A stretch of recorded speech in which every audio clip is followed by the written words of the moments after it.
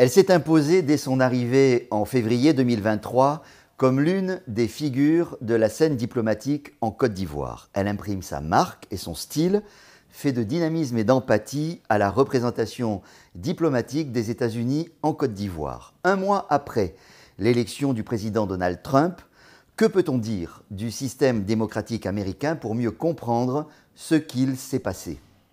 Quelles sont les conséquences de cette élection pour la Côte d'Ivoire, pour l'Afrique et pour le monde? L'ambassadeur des États-Unis en Côte d'Ivoire, Madame Jessica Davis-Bas, est l'invitée exceptionnelle de Droit dans les yeux.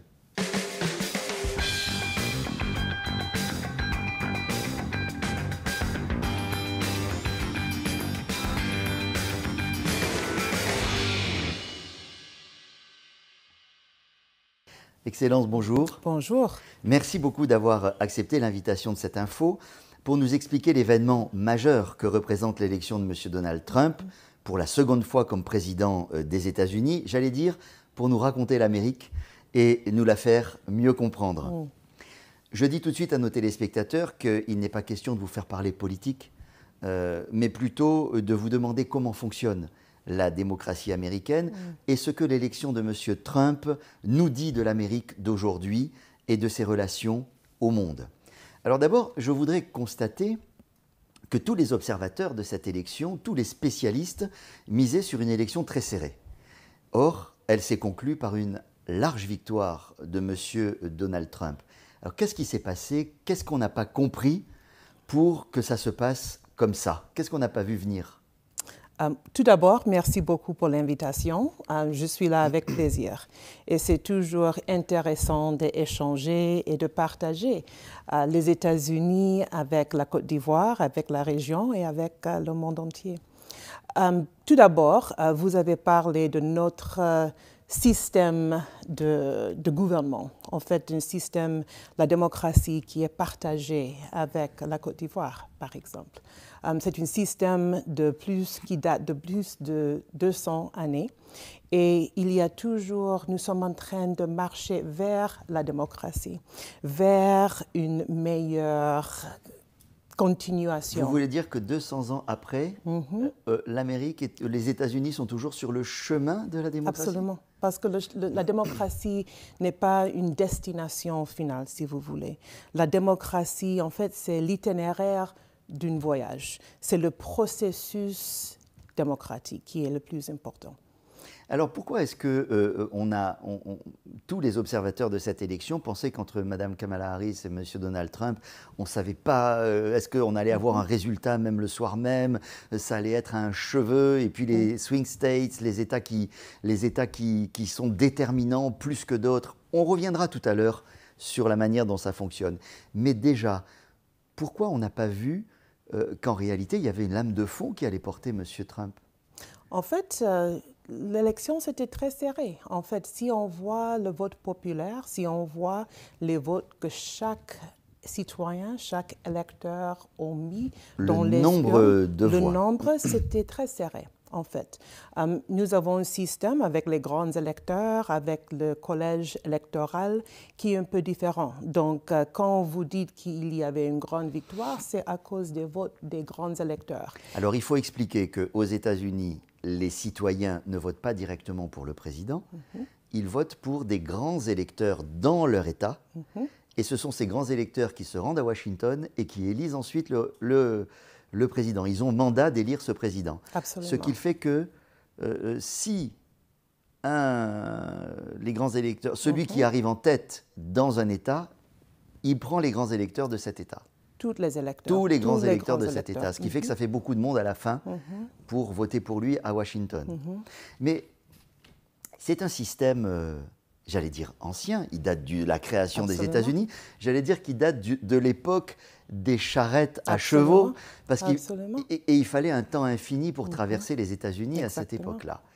Pourquoi est-ce qu'on maintient un système aussi archaïque, aussi ancien, alors qu'aujourd'hui, dans tous les pays du monde, et encore plus aux États-Unis qu'ailleurs, on sait instantanément, on pourrait avoir les résultats vote par vote en même temps, au lieu de garder ce système des grands électeurs. Est-ce qu'il fait partie de l'identité du système américain ou même des Américains? Ça fait partie de l'identité, mais il aura besoin d'un changement de la Constitution pour changer cette manière pour élire le président. Et il y avait pendant l'histoire plusieurs changements de la Constitution, mais ça s'est fait avec un processus qui est vraiment complexe, mais aussi qui doit vraiment aussi refléter tout un changement dans le système du pays et qui est aussi basé sur un référendum. Il y a plusieurs processus. Mais il n'y a pas, ça n'est pas un sujet, personne n'en parle. Donc on se contente, on dirait, de ce système qui a montré ses limites. Parce que justement, avec ce système-là, on peut gagner les grands électeurs et avoir moins de voix, ce qu'on appelle le vote populaire au global. C'est ce qui était arrivé à M. Trump lors de sa première élection. Ça, c'est vrai. Ça, c'est vrai, mais jusqu'à présent... Mais en termes de démocratie, ça fait bizarre, vous avouerez. Well, peut-être pour vous, mais peut-être... Pour vous, c'est normal. En fait, c'est mais celui qui a moins de voix qui est élu, ça fait quand même étonnant.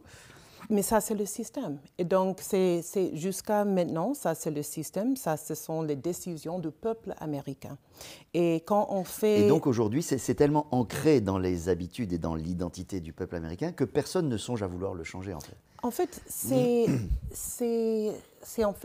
c'est pas nécessairement que c'est ancré dans l'identité du pays, mais c'est en fait, il y a aussi des processus qu'on a fait depuis le début de la création des États-Unis en tant que ce processus avec les élections et la démocratie et ce grand projet de la démocratie.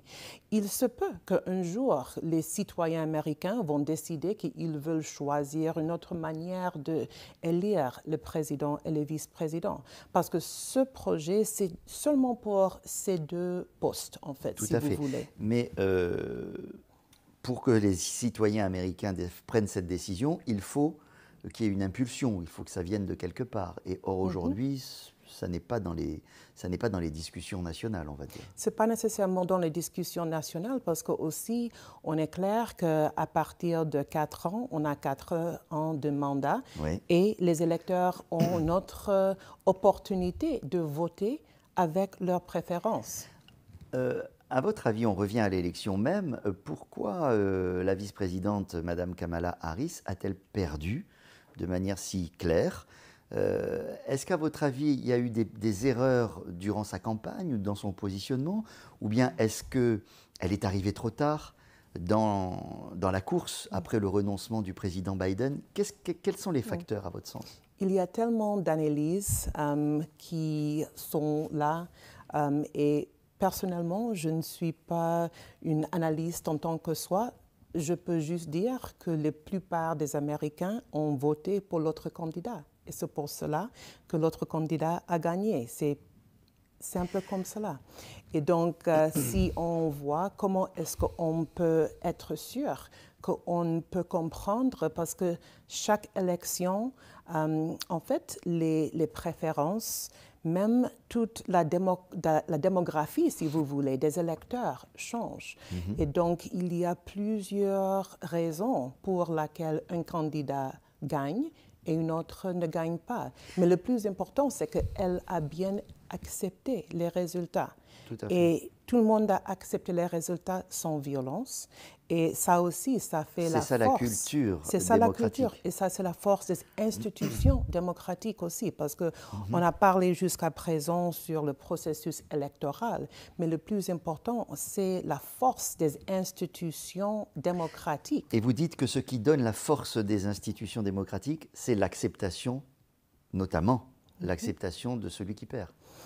Parce que c'est toutes les réglementations du jeu. Si on comprend jusqu'à présent, c'est ça ce qu'il faut faire. Et c'est pour cela qu'on vous avait parlé des questions des grands électeurs. Mais tout le monde comprend que c'est ça les réglementations. Et si on prend les grands électeurs, ça, c'est ce qui se passe et on sait quel jour il y aura l'élection, on sait quel jour il y aura ce qui va se passer en janvier avec les grands électeurs. Donc là, il faut savoir qu'on est dans la période de transition. Absolument. Et que M. Trump est en train d'installer, il fait ses nominations, on va y revenir tout à l'heure. et il prend ses fonctions début janvier. Hein? Le 20 janvier.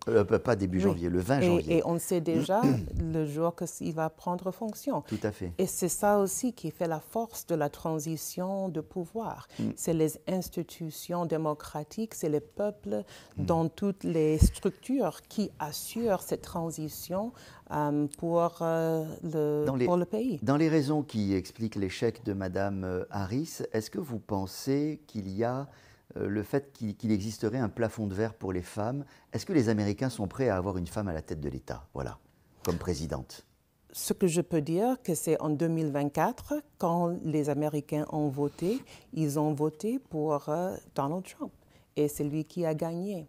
Je ne peux pas parler de nom de tous les citoyens américains, mais c'est vrai, jusqu'à présent... En tant que femme, vous le ressentez comment ça? En tant que femme, en tant qu'Américaine, je ressens qu'il y avait une forte campagne. Et vous avez dit en fait, et pour moi, c'était une victoire de processus électoral. Et la campagne, il y avait beaucoup de préparations, beaucoup de participation, je voudrais dire, des couchers de notre population qui n'étaient pas mobilisés avant. Et c'est ça la victoire de la démocratie, et c'est ça ce qui est important. Et oui, il y a eu une forte mobilisation, une forte participation aussi, plus que d'habitude. Absolument. Il y avait plus de 150 millions d'Américains qui ont voté. Et c'est ça qui fait la force. Et je voudrais dire que aussi, la vice-présidente Harris a gagné presque 75 millions de votes. Ça, c'est beaucoup. Et ça, c'est très important. C'est loin d'être négligeable, oui, bien entendu. Absolument, absolument. Mais vous avez dit, ce qu'on peut constater, sans entrer trop loin dans les analyses, c'est que c'est le candidat Trump qui a gagné. Cette victoire, qu'est-ce qu'elle nous dit du peuple américain? Quel message on doit entendre de la part de l'Amérique? Est-ce que c'est un peu un repli sur elle-même? Est-ce que c'est une peur de l'avenir? Est-ce que c'est une sorte de conservatisme vers un peu le mode de vie traditionnel que l'on veut regretter? À votre avis, qu'est-ce que ça nous dit du peuple américain, cette victoire? Tout d'abord, je crois qu'il n'y a... On peut dire que le peuple américain sont toujours très indépendants dans leurs pensées et dans ce qu'ils veulent pour eux-mêmes dans leur vie. On peut voir que chaque personne a voté et ils ont exprimé leur propre expérience et ils ont pu voter d'une manière ouverte, d'une manière dans la paix, et ils ont fait savoir leurs préférences.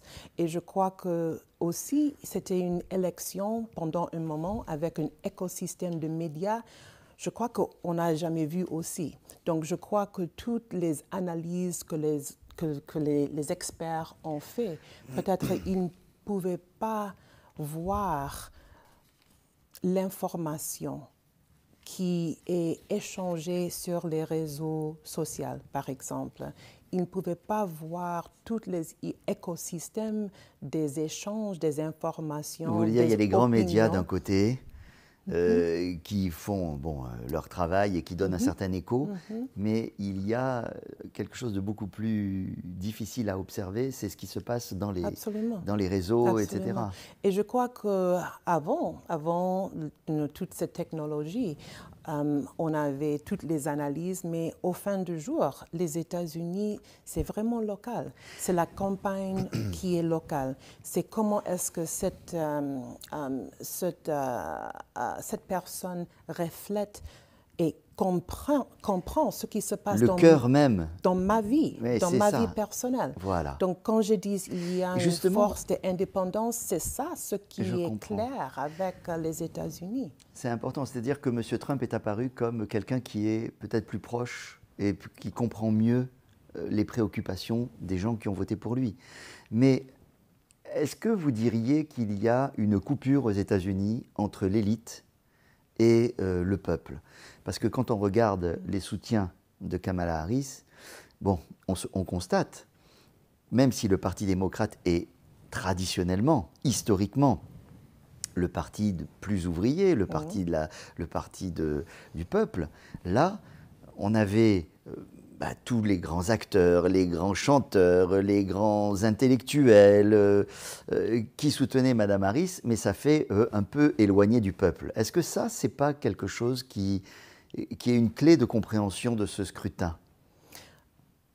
Je voudrais aussi dire qu'il y avait le vote populaire, il y avait beaucoup de votes qui étaient pour le vice-président Harris et aussi pour le président Trump. Donc, c'est vrai qu'il a remporté l'élection et tout le monde a respecté ses résultats. Mais je ne veux pas dire qu'il y avait une coupure entre cette partie de la population et l'autre. Les États-Unis, depuis le début, c'est un pays qui est très divers, qui est un pays qui accueille les personnes partout au monde entier. Et c'est ça ce qui fait la force des États-Unis et c'est ça ce qui fait la force de notre démocratie. Un pays aussi. d'immigration. Un pays d'immigration, un pays dynamique, un pays qui, chaque 4 ans, a l'habitude et ils veulent essayer des autres... Est-ce que ça reste un pays d'immigration avec l'élection de M. Trump? Parce que j'ai vu récemment un discours du président Ronald Reagan. Ça ne date pas d'aujourd'hui. Quand il a quitté le pouvoir, c'est peut-être un de ses derniers discours. Qu'est-ce qu'il a fait?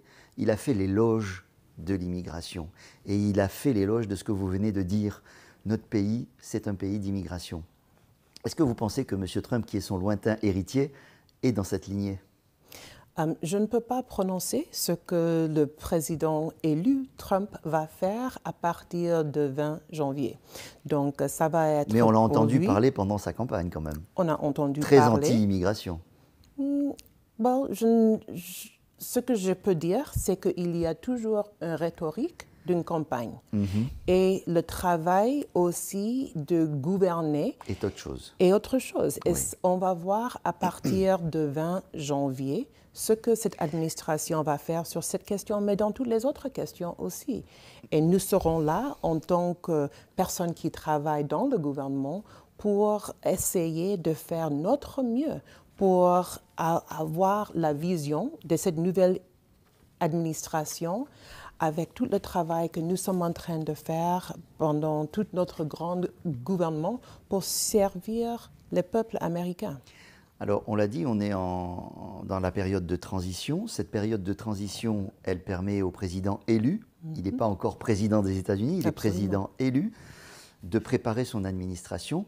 Et justement, cette formule, préparer son administration, ça fait référence à un système qu'on appelle le spoil system, en français le système des dépouilles, qui veut que c'est toute l'administration quasiment qui change. C'est-à-dire qu'on voit en ce moment le président Trump faire des nominations, il nomme ses ministres, il nomme des ambassadeurs, il nomme des personnalités qui vont avoir des responsabilités, mais en réalité, ça va très loin dans le changement dans l'administration américaine. C'est plusieurs milliers de personnes qui vont changer.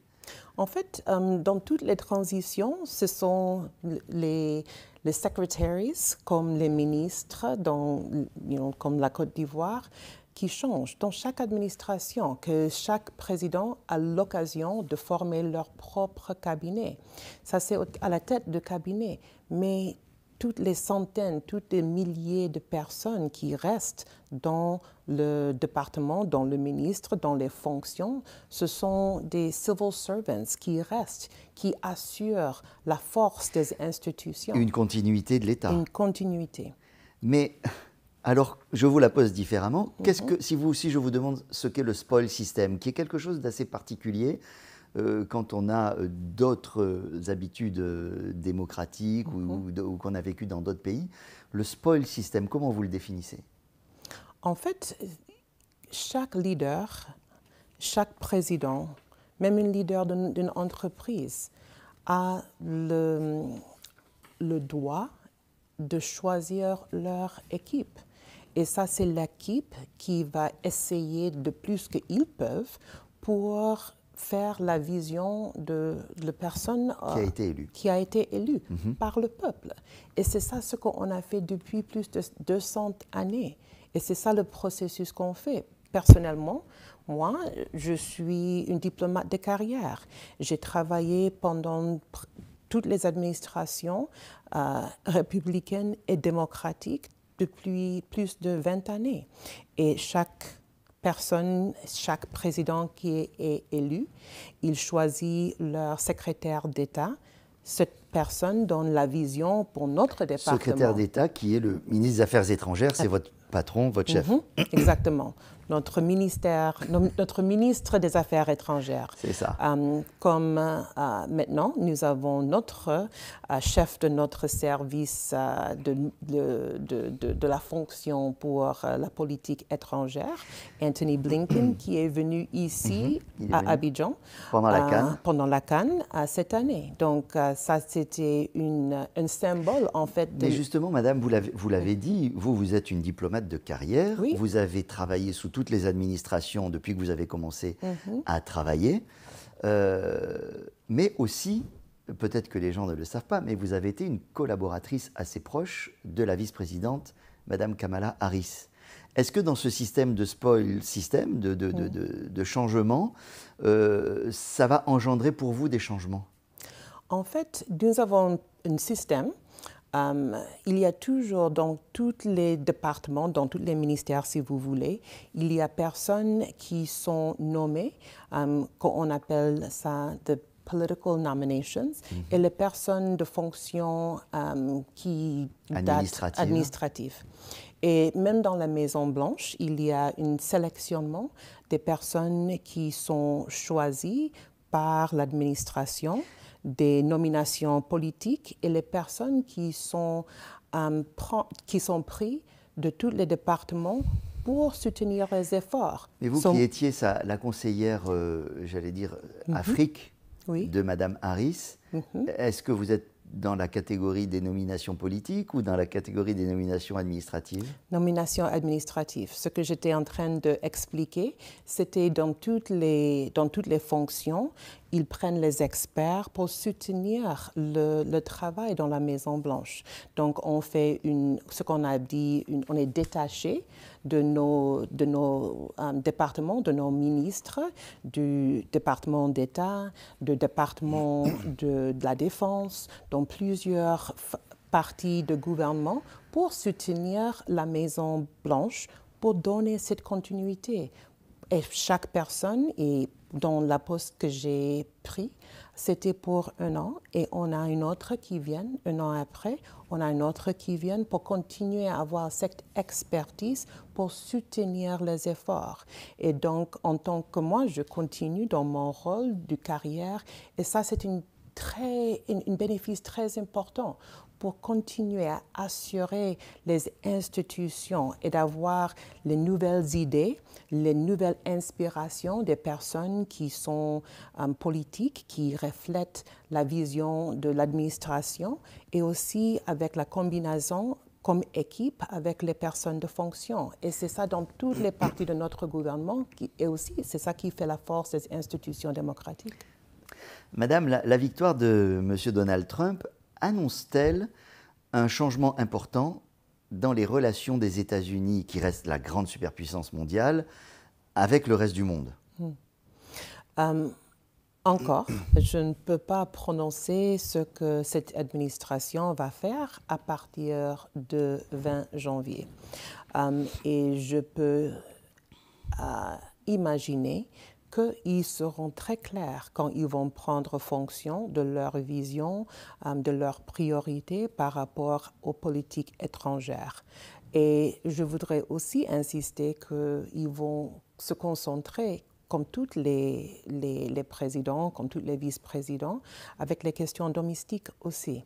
Et c'est ça ce qui est le plus important pour nous, c'est d'être sûr que notre travail ici en Côte d'Ivoire, par exemple, est bien compris par les Américains. Et nous avons le plaisir d'accueillir plusieurs délégations des États-Unis en fonction de notre branche exécutive, législative et du secteur privé et dans les autres domaines qui de plus en plus est en train de découvrir pour eux-mêmes la Côte d'Ivoire. C'est ça. Et chaque personne de toutes les partis politiques, je voudrais dire, quand ils sont là, ils sont très impressionnés avec le partenariat que nous sommes en train de faire ensemble. On va y revenir sur justement les relations bilatérales avec la Côte d'Ivoire. On continue sur la vision des États-Unis par rapport à l'Afrique. Vous connaissez très bien ce continent, vous avez été en poste dans plusieurs pays africains, et puis, je l'ai dit, vous étiez la conseillère spéciale de Madame la vice-présidente Kamala Harris pour les affaires africaines. Quelle est traditionnellement, j'allais dire, la politique, la vision des États-Unis à l'égard de l'Afrique ? Je voudrais dire que depuis que j'ai commencé le service, il y avait et il y a une forte continuité de la politique des États-Unis vers l'Afrique. Il y a plusieurs et notre approche, c'est ce qu'on appelle les 3D. La diplomatie, le développement et la défense.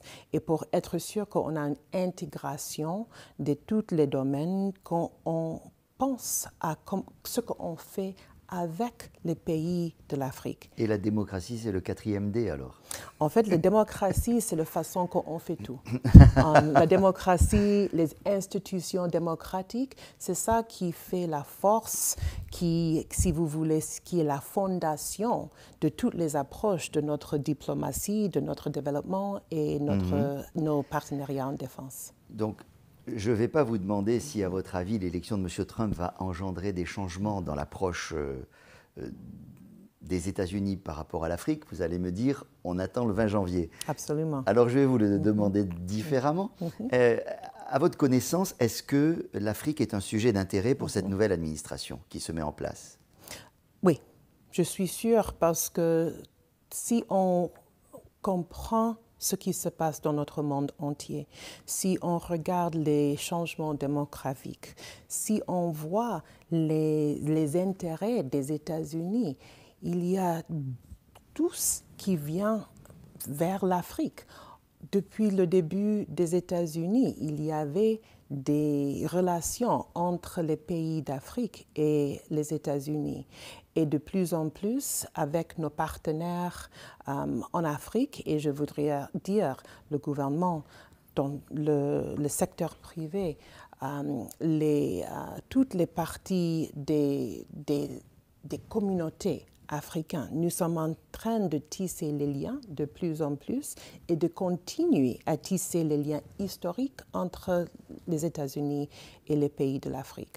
Si je vous dis que traditionnellement les États-Unis étaient un peu sur la retenue dans leur action sur le continent africain, en laissant en première ligne les anciennes puissances coloniales, la France, la Grande-Bretagne, etc., sur le continent africain. Et qu'aujourd'hui, les choses sont en train de changer et les États-Unis sont en train de vouloir prendre aussi, j'allais dire, toute la place qu'ils estiment devoir prendre sur le continent. Est-ce que c'est une vue de l'esprit ou bien est-ce que ça répond à une réalité ? Je crois que les États-Unis n'est pas juste arrivé ici en Côte d'Ivoire, par exemple. On était avec le partenariat en Afrique depuis le début. C'est vrai que nos relations sont différentes que les relations avec les anciens puissances coloniales.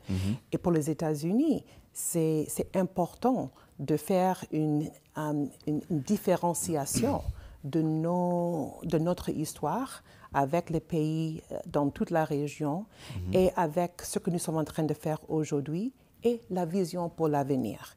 Et de plus en plus, on peut voir que, je voudrais prendre l'exemple de la Côte d'Ivoire, de plus en plus, les jeunes Ivoiriennes étudient aux États-Unis et les chiffres sont plus importants. Mais ce n'est pas juste aujourd'hui que ça s'est commencé.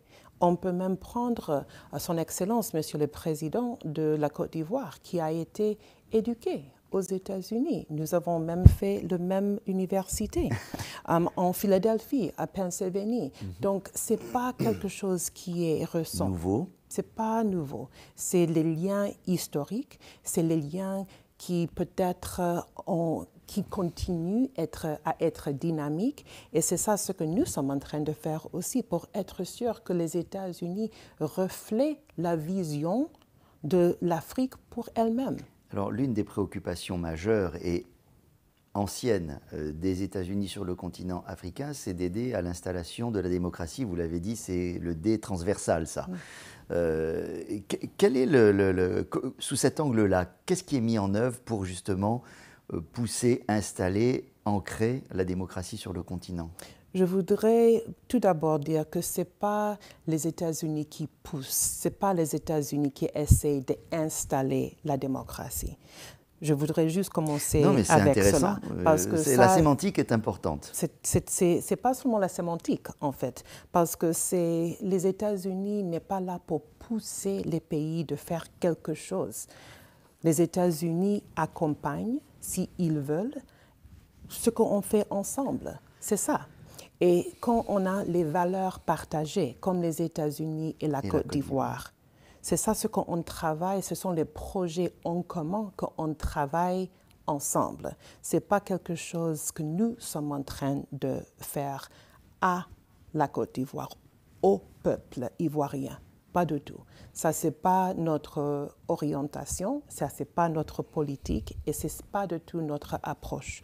On commence avec le respect de la souveraineté de chaque pays et la volonté du peuple.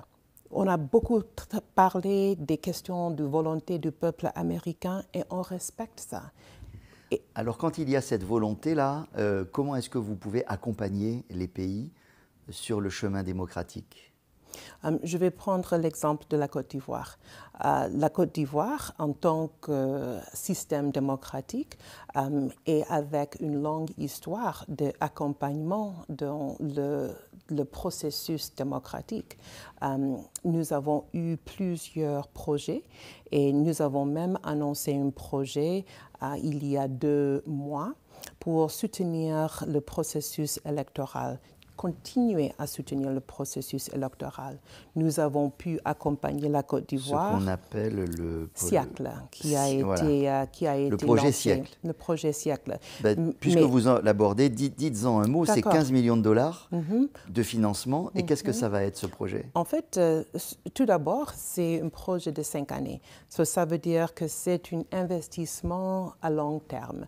Et ce projet, c'est sur la base d'une autre projet qui date pendant des années, qui est de renforcer les institutions électorales ici en Côte d'Ivoire, qui travaille avec toutes les partis politiques, donc par exemple. Comment ça? Vous allez apporter des moyens techniques, matériels pour aider la Côte d'Ivoire dans son processus électoral? À l'invitation des Ivoiriens. Oui, oui. À l'invitation des institutions. Mais concrètement, c'est ça? C'est quoi? Concrètement, c'est ça. Par exemple, nous avons pu même organiser une délégation qui est venue de la Côte d'Ivoire pour faire l'observation des élections aux États-Unis. Ça, c'est un peu le partage qu'on fait par rapport à ce programme. Nous avons aussi des experts qui viennent ici, qui travaillent avec la CEI, par exemple, le Conseil constitutionnel, les partis politiques, la société civile, les jeunes, les femmes, pour continuer à faire la sensibilisation, pour apporter l'assistance technique, mais c'est sur l'invitation de la Côte d'Ivoire. D'accord. Donc pendant le processus électoral ivoirien qui aura lieu à la fin de l'année prochaine, d'une certaine manière, vous serez présent à travers les moyens que vous aurez mis en place. Absolument. En fait, c'est la porte qui est vraiment sur les journalistes, la société civile, et on apporte les moyens pour eux de faire leur travail. Nous avons un fort programme aussi. On a parlé il y a quelques minutes sur les questions de changement dans l'écosystème d'information et les élections aux États-Unis et partout au monde qui se passent maintenant avec une forte influence d'autres messages. les bonnes informations et quelquefois la manipulation de l'information. Et notre soutien aussi... Vous faites des formations, pas mal de formations avec les journalistes ivoiriens, n'est-ce pas? Absolument. Absolument. Avec les journalistes, avec les étudiants, comment est-ce qu'on a pu soutenir la campagne de la Côte d'Ivoire online, tous responsables, par exemple? Nous avons signé en fait un accord avec la Côte d'Ivoire, le premier en Afrique, pour travailler ensemble sur les questions de renforcement de l'écosystème d'information pour mieux préparer tous les acteurs de combattre la désinformation et le fake news, si vous voulez. Je vais y venir. Mais avant cela, je voulais vous poser la question de le continent africain, et ça c'est plus récent, est devenu un lieu de guerre commerciale, parce que c'est le continent émergent. Tout le monde a identifié que c'est en Afrique que se situent les vraies marges de progression de la croissance mondiale. Donc, on va dire que tous les regards se tournent vers l'Afrique et il y a des marchés à prendre. Comment se positionnent les États-Unis dans cette bagarre commerciale qui se situe, économique, qui se situe sur le continent? Vous invitez des opérateurs économiques américains, comment ça se passe? Tout d'abord, je voudrais dire que pour nous, ce n'est pas une guerre, ce n'est pas une bagarre. Nous existons tous. Vous êtes une vraie diplomate, madame. Mais nous sommes dans un monde où il y a le commerce, c'est global. Donc justement, on ne peut pas être en bagarre. Les parts de marché, on les prend. On n'attend pas qu'on nous les offre. Oui, mais aussi il y a des partenariats globaux. On peut pas, les États-Unis, ça fait sa force à cause du commerce global. Et c'est très important pour renforcer parce que quand on a les partenariats, c'est les partenariats dans tous les domaines, y compris commercial. Mais notre approche avec ces partenariats, c'est pour une prospérité partagée. Et c'est ça l'important, c'est ça l'approche. Et absolument, nous sommes très investis de voir comment est-ce qu'on peut apporter les meilleures technologies, les meilleures innovations. Et en tirer des bénéfices quand même. Des bénéfices pour les États-Unis, des bénéfices pour la Côte d'Ivoire et surtout pour les Ivoiriens et les Américains qui bénéficient avec cet échange parce que le commerce, c'est un échange dans deux côtés. Il y a une offensive économique, commerciale de la Chine, par exemple, et elle est visible. Ils sont assez offensifs sur le terrain économique, sur des projets d'infrastructure, etc., que ce soit en Côte d'Ivoire ou ailleurs. Est-ce que les États-Unis se positionnent sur ce genre d'action? Ça, c'est la politique de notre pays. Ce que je peux dire, que les priorités des États-Unis, c'est absolument sur les questions des infrastructures. Mais je voudrais dire tout d'abord, pour nous, les États-Unis investissent dans le peuple. Pour nous, quand les axes pour notre ambassade ici, c'est peuple, paix et prospérité. Tout d'abord et toujours vers le peuple, tout d'abord. Et la plupart de nos investissements sont dans le peuple. C'est dans la santé, c'est dans l'éducation, c'est dans les questions de ce qu'on peut faire pour améliorer les vies de peuple. Et quand il y a des crises, c'est dans les questions humanitaires. Et nous sommes très fiers dans cela. Alors il y a peut-être un domaine dans lequel vous accepterez le mot de guerre, c'est la guerre informationnelle. Vous parliez des fake news, mais il y a, et elle est visible, une guerre d'influence qui se joue entre plusieurs grandes puissances sur le continent. On voit bien la Russie, la Chine, l'Europe, la France, les États-Unis. Alors comment vous positionnez dans ce quoi ? Dans ce jeu d'influence? Dans ce écosystème d'information, si vous voulez. D'accord. Parce que vous avez parlé des grandes puissances, mais ce qui est intéressant aujourd'hui, que c'est aussi les blogueurs, c'est les jeunes, c'est les influenceurs, c'est les autres qui ont de plus en plus de pouvoir dans cet écosystème. Et ça, c'est très important, parce que ça, c'est les opinions, ça c'est les priorités du peuple qui parlent. Et avant, il n'y avait pas l'accès toute démocratique, si vous voulez, sur les réseaux.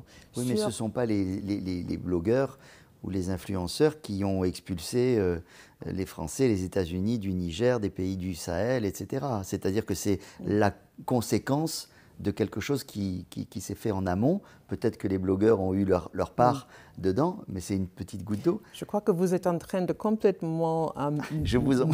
mettre des choses qui sont peut-être...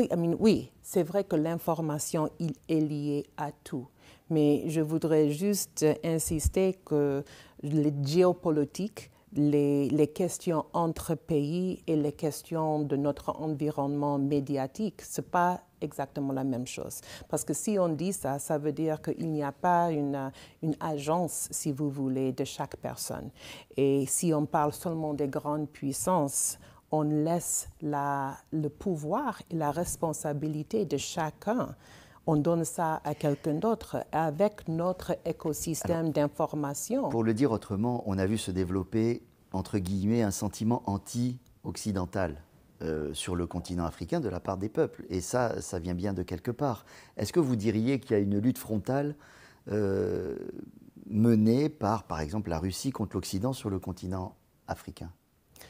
Je peux dire qu'il y a des opinions qui changent avec le temps. Il y a des opinions qui changent avec l'ouverture. Quand les personnes, quand les citoyens voient l'information devant eux, ils font des décisions. Ils ont des expériences et une ouverture, quelquefois aussi, avec l'information qui est disponible aujourd'hui. Et je crois que nous avons besoin vraiment de faire une différence des outils, des médias, l'écosystème, le dialogue vers ces médias et aussi ce qui se passe dans les politiques entre nations. Et puis il y a aussi la question sécuritaire.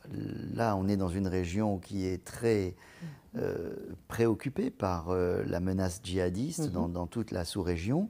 Ces enjeux de sécurité, comment les États-Unis les abordent et quel est leur concours aux États qui le souhaitent dans cette lutte contre le djihadisme? Comme j'ai dit, que nos axes, c'est l'investissement dans le peuple, la paix et la prospérité. Et quand on prend la paix, c'est ça les questions de sécurité.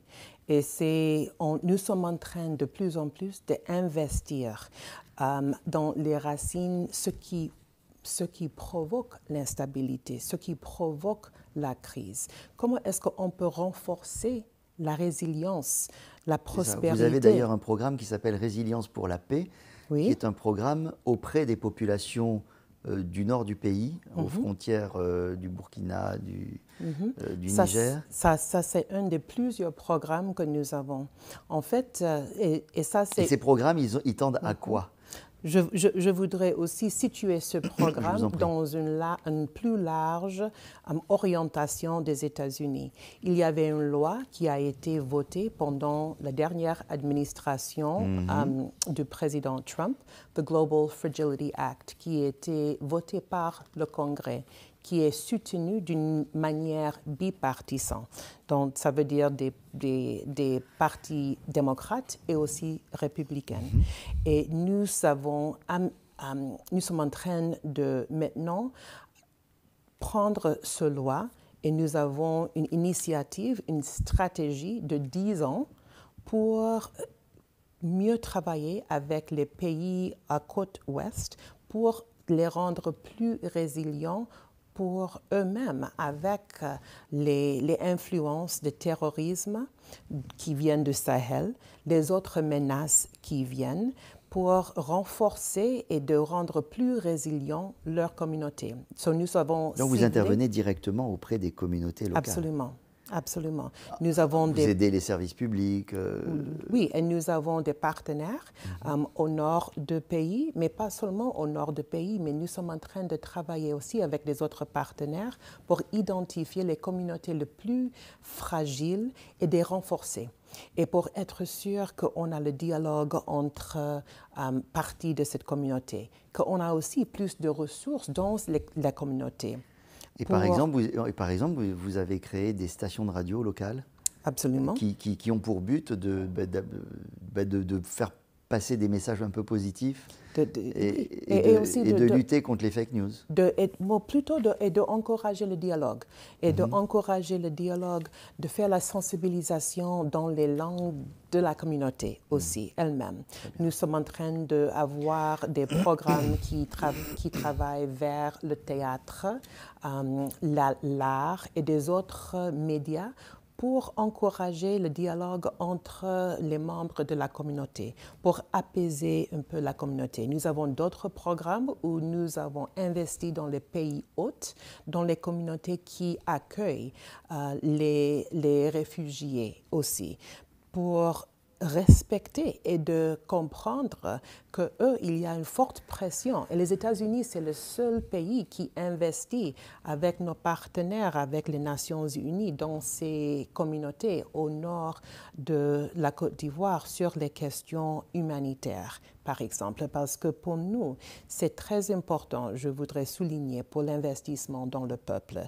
Et si on peut travailler sur ces questions pour vraiment d'investir pour créer les opportunités, même en invitant les entreprises du secteur privé, de donner à eux un peu des incentives pour encourager les investissements dans les zones qui peut-être ne sont pas les premières zones qu'ils peuvent penser. Évidente, oui. Ça donne les opportunités, ça crée des emplois, ça donne l'espoir en fait pour les jeunes. Et c'est ça ce que vous avez mentionné, un seul programme, mais nous avons plusieurs programmes. Et même les grands programmes, par exemple, ce que nous sommes en train de travailler avec la Côte d'Ivoire sur le secteur de la santé, nous avons aussi ciblé les communautés très fragiles pour être sûr qu'on accompagne la Côte d'Ivoire pour vraiment faire le service au peuple et près du peuple. Merci beaucoup. Merci, Madame l'ambassadeur, de tous ces éclairages sur le fonctionnement des États-Unis d'Amérique, sur les relations avec l'Afrique, sur ce que vous faites en Côte d'Ivoire. Je pense que c'était intéressant pour nos téléspectateurs ivoiriens. Je voudrais souligner que vraiment, c'est un honneur de représenter les États-Unis, le peuple américain ici en Côte d'Ivoire. C'est un moment clé, un moment très important pour nos pays. Et nous avons un fort intérêt de continuer et on peut voir dans le passé qu'il y a une force de continuité, une force d'investissement, d'une force d'investissement dans le peuple, dans la Côte d'Ivoire, dans toute la région qui continue. Et nous sommes vraiment fiers d'être là, de partager ça avec le peuple. En tout cas, j'ai l'impression que les Ivoiriens vous le rendent bien parce que vous êtes assez populaire dans ce pays. Merci beaucoup, Madame. Merci beaucoup. Merci de votre attention. À la prochaine fois.